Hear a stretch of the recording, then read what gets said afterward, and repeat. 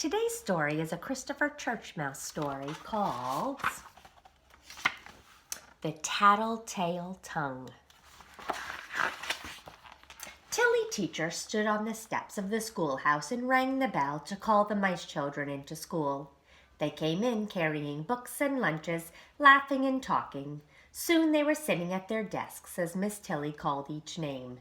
"Mandy Churchmouse," said Miss Tilly. "Here," said Mandy. "Freddie Field Mouse," continued Miss Tilly. "Here," answered Freddie.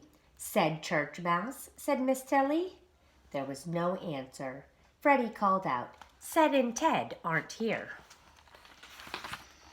"Why, I've never known those mice boys to miss school," said Miss Tilly.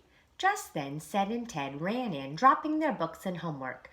Good morning, Miss Tilly," Ted gasped, picking up his mess. "I'm sorry we're late, but we had a problem at home," explained Ced. "My mother's gold pen is lost, and she's upset. Ever since we got up this morning, we've been looking for it." "Oh, my," exclaimed Miss Tilly. "I'm sure Aunt Snooty is very sad. I believe her father got that pen from a very rich field mouse. What do you think happened to it, boys?" Ted answered in a low voice. She thinks it was stolen by one of the young mice." "Stolen? Why, I'm sure none of our mice would do such a thing," said Miss Tilly. "And just to prove it, we're going to clean this schoolroom. Put everything out on top of your desks. They need a good cleaning anyway. I'll clean my desk too." Soon there was a lot of talking. "Hey, look what I found!" cried Freddie Field Mouse. "Last week's homework paper I thought I lost." "Oh, yuck!" groaned Christopher Churchmouse, pulling out a moldy, half-eaten sandwich from his desk.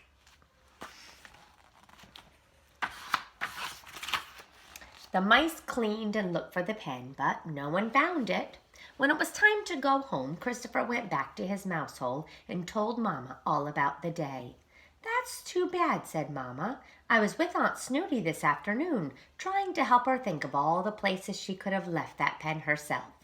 Well, I think it's terrible the way Aunt Snooty is acting, as if one of us mice stole her pen." That evening, Christopher went to play with Ced. They were upstairs playing checkers when Uncle Rudy called for Ced. "Coming," Ced called. "I'll be right back," he said to Christopher. Chris watched his cousin run down the stairs. He thought to himself, "Maybe I should look for Aunt Snooty's pen while I'm waiting." He walked over to Ced's desk and looked under some papers. What? There was Aunt Snooty's pen! Christopher picked it up and then dropped it as if it were a hot potato. "Oh my," Christopher thought, "Ced stole his own mother's pen. He's always losing his own." Chris heard his cousin starting up the stairs. Christopher pushed the papers over the pen and sat down by the checkerboard. When Ced came back, Christopher gave him a long, hard look. The next day, Christopher was walking to school with his friend, Freddie Field Mouse. "Freddie, I've got a secret to tell you, but you've got to promise not to tell anybody." "I promise."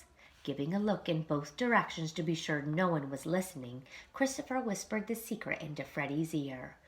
"What?" yelled Freddie. "Shh," hissed Christopher. "Someone will hear us." "Are you sure he stole it?" "Well, I saw it right on his desk." At recess that day, Christopher and a couple of friends were playing together when Mandy Churchmouse joined them. She was carrying a bag of candy. "What do you have in there, Mandy?" Christopher asked. "Some candy," mumbled Mandy with her mouth full. "May I have a piece, please?" begged Christopher. "I only have 2 more," Mandy said. "I'll tell you a secret if you give me a piece," promised Christopher. "It's a good secret. I know who stole Aunt Snooty's pen." Mandy's eyes got big, and she handed Christopher a piece of candy as she listened. "Who would ever think that?" she said. "Think what?" asked another mouse, coming up behind Mandy.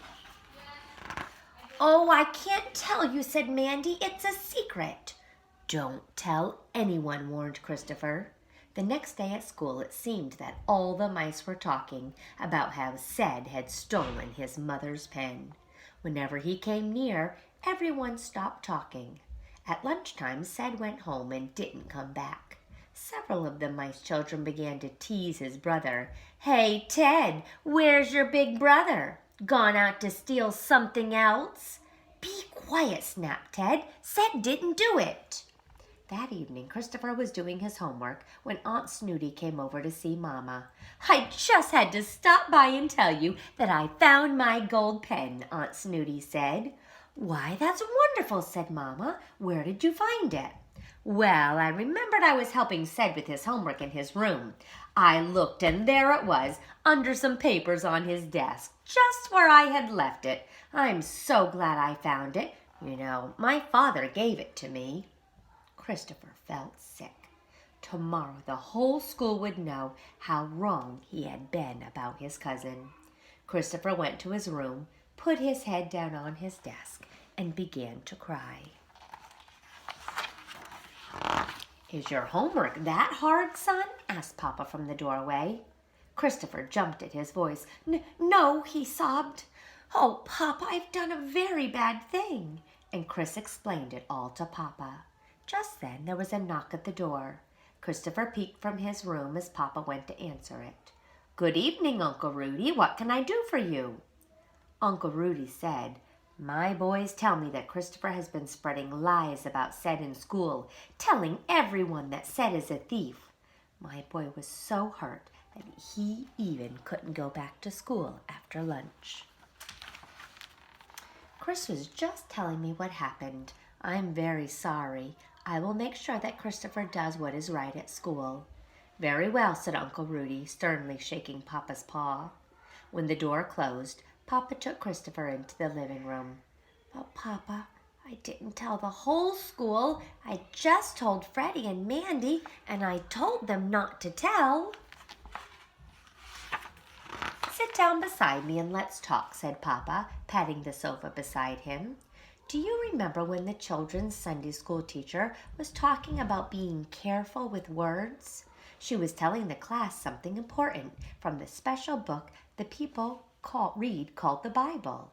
The Bible said, 'Careless words stab like a sword, but wise words bring healing.'" "How can words be like a sword, Papa?" Chris asked. "The tongue can say words that cut just like a sword and cause a lot of hurt. I think we've seen that tonight, haven't we?" Christopher looked at Papa with big tearful eyes and nodded. "Oh, Papa, I am so sorry." Papa wiped a tear from Christopher's cheek and said, "If we can't say something nice about someone, we probably shouldn't say it at all." "I know, Papa," said the sad little mouse. "Chris, let's go to Ced's home tonight so you can tell him you are sorry. Then tomorrow you must tell the whole class what you have done and how sorry you are." "Oh, Papa, that will be very hard," cried Christopher. "I know it will be, son, but that's the right way to use your tongue, letting it form words that bring healing." That night, Christopher had learned how to use his tongue. It was a lesson he would never forget.